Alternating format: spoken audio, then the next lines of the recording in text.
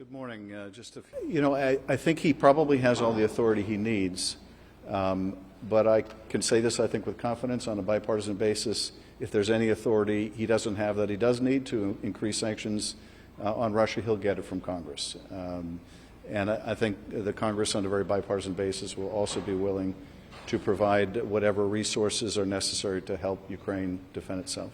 For us to abandon climate. I was just going over some of the reports about this. I think it's still unclear, hard for us to evaluate the success or the difficulty that Ukrainian armed forces are running into.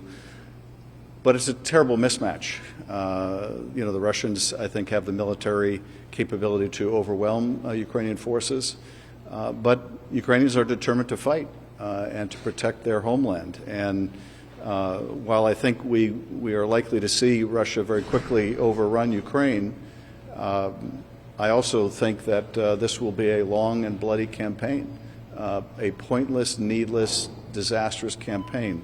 And that may take months and it may take years. And all along the way, we need to have Ukraine's back. The Russian people need to be made to understand the folly of their dictator. That's not going to happen unless there's long-term sustained sanctions. The sanctions were never going to deter Putin if he was determined to invade. And as I said from the very beginning of the Russian accumulation of forces, it seemed to me apparent that this is what Putin was going to do and nothing was going to stop him.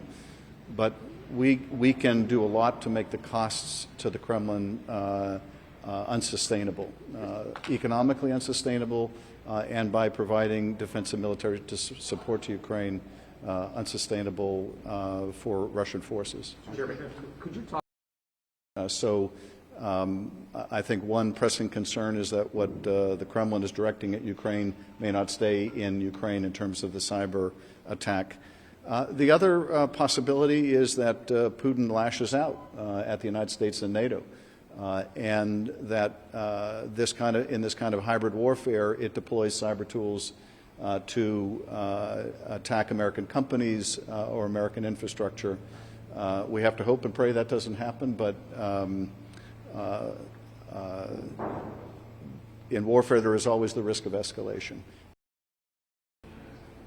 Congress wants to make sure that our allies have the resources they need, and we will meet that obligation. Thank you. What's your message to Republicans?